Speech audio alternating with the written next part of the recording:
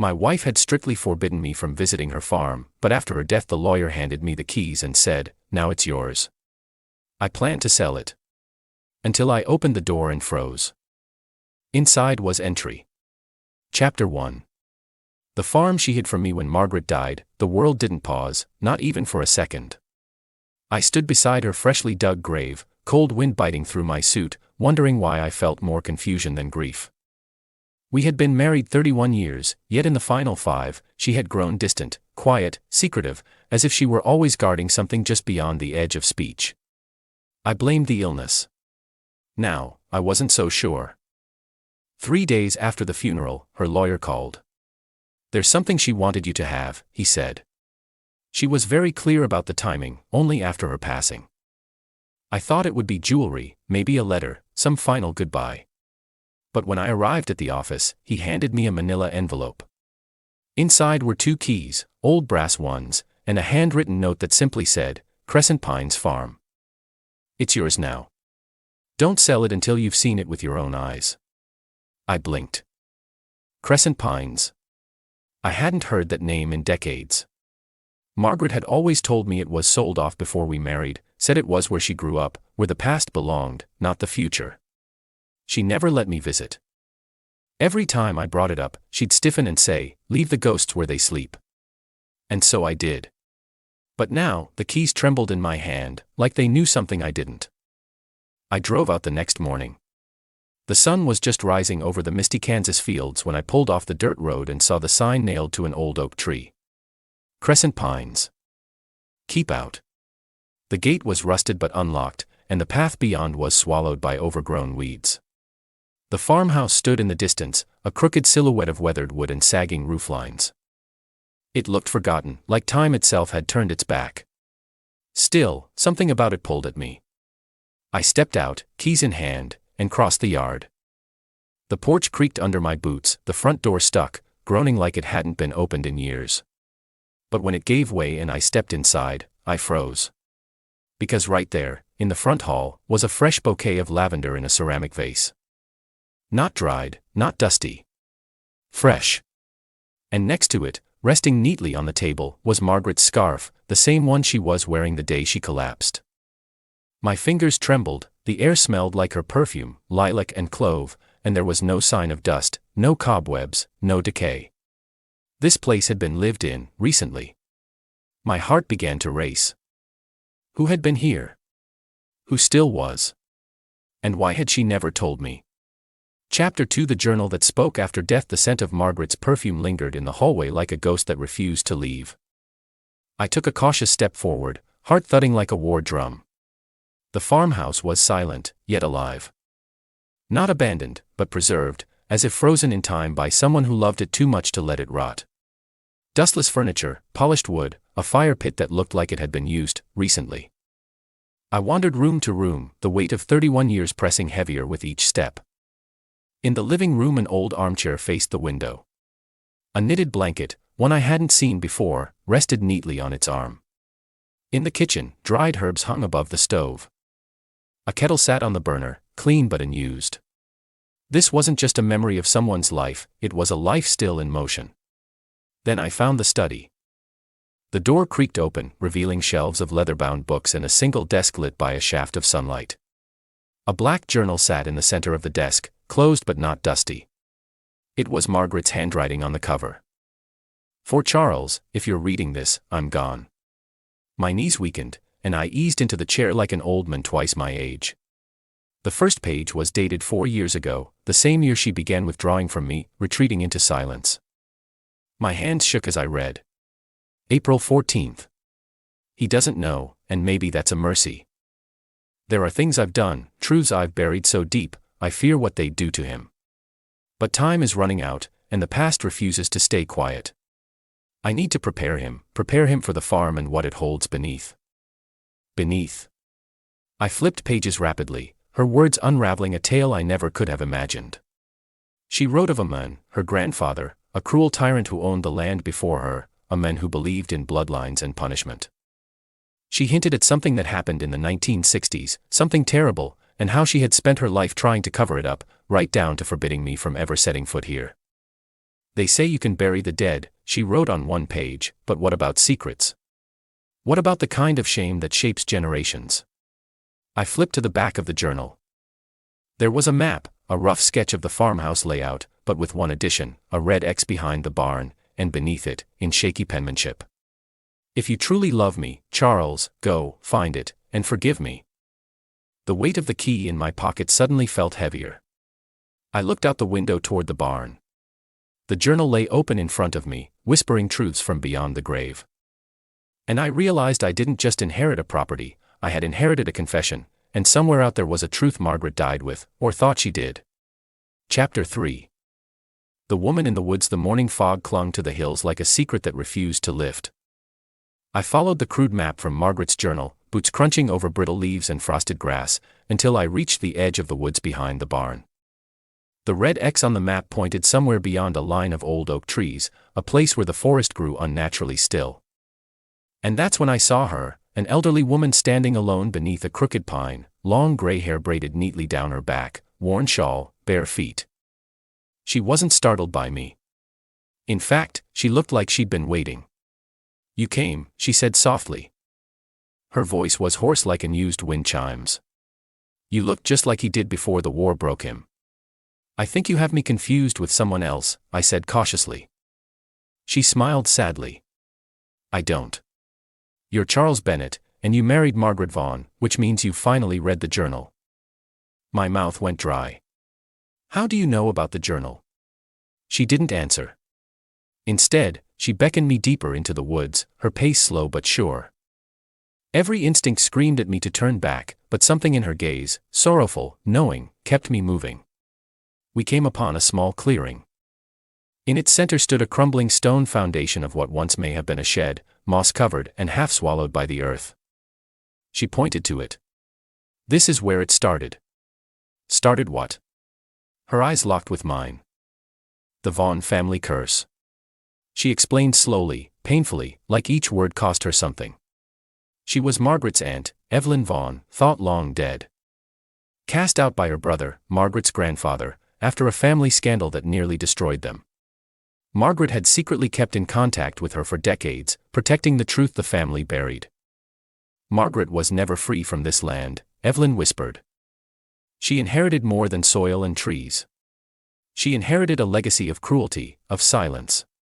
That man," she spat the word, "kept women down here, punished them for disobedience, called it God's refinement." I staggered back. "You're saying Margaret knew?" "She knew," Evelyn said, "and she fought to end it. But the land never forgets, and neither do the ghosts." She pressed something into my hand. A brass key, old, rusted, heavy, not like the one the lawyer gave me. "This unlocks what Margaret was too afraid to destroy," Evelyn said. "But you might have the courage." She looked at me for a long time, as if trying to memorize my face, and then turned toward the trees. "Wait, where do I find you again?" I called out. But she was already gone, swallowed by the forest. Back at the farmhouse, I sat in the dim light of the study, holding both keys, one to the house, one to the past. Somewhere on this land, beneath stone and rot, was the reason Margaret had cried herself to sleep so many nights, and the reason she had forbidden me from ever stepping foot here. Chapter 4. The grandfather. She hid from me. The brass key trembled in my hand as I stood before the padlocked root cellar behind the farmhouse. Moss clung to the wood like it was trying to cover up a crime, and the air smelled faintly of rotting apples and something older, something forgotten. I unlocked it slowly. The hinges groaned like an old man waking from a long, bitter sleep. The steps descended into darkness. With only a flashlight and Margaret's journal tucked under my arm, I stepped down, one creaking board at a time. Cobwebs brushed my face. Dust hung in the air like ash. At the bottom was a narrow stone hallway, cold, lined with brick. That's when I saw it. A wall of photographs, hundreds of them, yellowing, water-stained, some torn, all pinned with meticulous precision. At the center was one man's face, sharp jaw, deep-set eyes, military uniform, the same man whose faded portrait hung in Margaret's family dining room, though I'd only seen it once, and never asked about it again. Ezekiel Vaughn. The name was scrawled beneath it in red ink. Her grandfather. And under his name, dates. 1918 to 1967. But that wasn't the part that made me stumble back. The photos were of women, dozens of them, some young, some elderly, some holding babies, others chained, crying, a few smiling eerily beside Ezekiel like captives trying to please a madman. Each was labeled with dates, notes, symbols, like inventory. I opened a file cabinet beside the wall and pulled out a leather-bound journal. Margaret's handwriting filled the margins with frantic annotations. He wasn't a hero. He was a warden. They said he built the root cellar for potatoes, but I found shackles. He told the town he was helping the women recover from hysteria, but they were prisoners. One of them was my grandmother. That was when it hit me. Margaret had never told me about her grandmother, only that her mother had died young and that the farm was not for discussion. She wasn't hiding a place. She was hiding a legacy of generational abuse, one so poisonous it had been preserved in photographs, journals, and steel locks buried beneath our feet. I dropped to my knees, heart pounding. How had I not seen it in her? In the way she flinched at certain noises. The way she hated being touched suddenly. The tears she tried to hide on quiet nights. I thought she was mourning, but she was remembering. On the final page of her journal was a letter addressed to me. If you're reading this, it means I'm gone and you found what I couldn't destroy. I wanted to protect you from this, Charles. From the sickness my bloodline carried. Ezekiel Vaughn was celebrated in this town as a war hero, but in truth he was a man who waged war on the women he claimed to love. I spent my life fighting his shadow, and I was too afraid to let you fight it with me. I'm sorry I kept it from you, but now that the farm is yours, maybe you'll finally finish what I couldn't, burn it all down, set them free. I sat in the darkness, journal open, surrounded by ghosts. That night, I made a choice, not to sell the farm, but to unearth every secret it held. Chapter 5: The secret in the attic floorboards the wind had picked up by the time I returned to the main house. The air had shifted. It wasn't just a storm rolling in. It felt like the house itself knew its secrets were bleeding out, like it was resisting the light I was dragging through its veins. Margaret's journal had mentioned the attic only once. If I ever vanish, Charles, don't trust what's hidden in the earth. Trust what's above. At first I dismissed it as metaphor, some poetic grief, but now, after what I'd seen in that cellar, I was sure. She meant it literally. I climbed the narrow staircase that led to the attic, boards groaning beneath my feet like guilty witnesses. Dust rained down from the rafters. It smelled like old cedar, mothballs, and forgotten memories. The room was small. Crates, boxes, a trunk filled with faded quilts. But one thing caught my eye. A single floorboard with a brass nail instead of rusted iron like the rest. Fresh, slightly warped. I knelt, my fingers trembled as I pried the plank loose. It lifted with a reluctant creak and revealed a hollow space beneath. Inside was a metal lockbox, military grade, scratched and heavy. I pulled it out, heart pounding, and placed it on a nearby table. It had no keyhole, just a biometric scanner. Then I saw the envelope taped beneath the lid, my name on it, in Margaret's graceful script. I opened it. Inside was a small, sealed, Ziploc bag. Holding her thumbprint and a letter. For the truth, press here. Don't be afraid, what's inside this box can destroy reputations, but it can also finally stop the cycle. I wanted to believe my family could be forgiven, but forgiveness doesn't erase damage, only exposure does. Finish it for me, Charles. Let the world see who they worshipped. I pressed the print to the scanner. With a beep, the box unlatched. Inside were dozens of audio tapes labeled with women's names and dates ranging from 1946 to 1967. A faded confession letter, written in Ezekiel Vaughn's own hand, admitting to treatments, discipline, and forced mental sanitations he performed without consent. Photographs, clear, horrifying, documented acts of captivity and control, and a final sealed manila envelope marked in Margaret's handwriting, delivered to Attorney General's office, urgent. I sat down hard, the attic spinning around me. This wasn't just a family secret, this was evidence, enough to rewrite history, enough to ruin the Vaughn name. And Margaret had saved it all, quietly, patiently, while smiling at the world. But she hadn't finished the job. She'd left that to me, and I would not fail her. That night, I didn't sleep. I digitized every tape, scanned every photo, made 3 separate encrypted backups, and scheduled a courier to the Attorney General's office with the physical files. I also sent a copy to a well-known investigative reporter Margaret once admired, and then I waited for the reckoning to begin. Final chapter. The town's collapse and the funeral I refused to attend. The first article hit the national news 3 days later. Vaughn legacy shattered, secret attic archives reveal 60-year pattern of abuse, coercion, and unlawful confinement. Names were named, dates were confirmed. Even the Attorney General himself held a televised press conference, holding up a photo I recognized, one of Margaret as a child, holding hands with a weeping patient in front of the locked greenhouse. Ezekiel Vaughn was no longer a founding father of Eden's Rest. He was a monster. A state investigation launched instantly.